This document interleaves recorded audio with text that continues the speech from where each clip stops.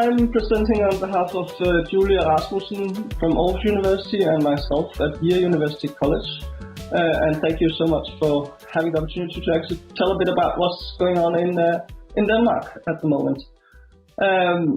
We are, or at Aarhus University, they are hosting a network, or has established a network back in 2019, just before the COVID crisis arose, and it seeks to support and advocate for women in computer, ICT, and engineering. And they are inviting female students, but also female employees at ICT at Aarhus University.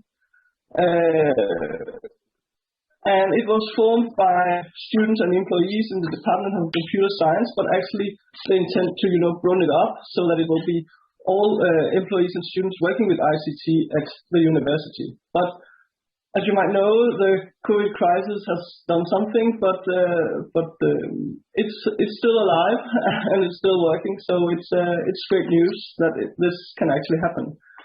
Then we have a Girls' Day in Science, a yearly event that started a kind of thing 3 or 4 years ago, and invites girls into a day of science in various ways. This year it will be in October, so it will be as part of the start in the grades and the high schools.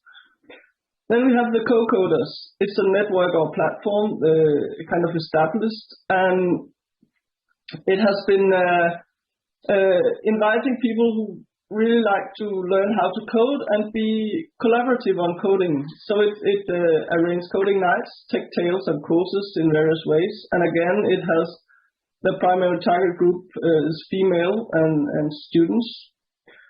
Then we have an evaluation going on makerspaces in primary schools. I know that at makerspaces we also do the different kind of programming, and it's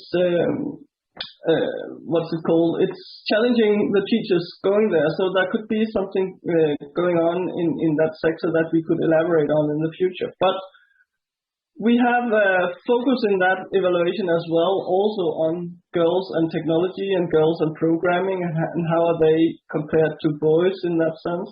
It's a 5-year evaluation project started in 2021 and going on until 2025.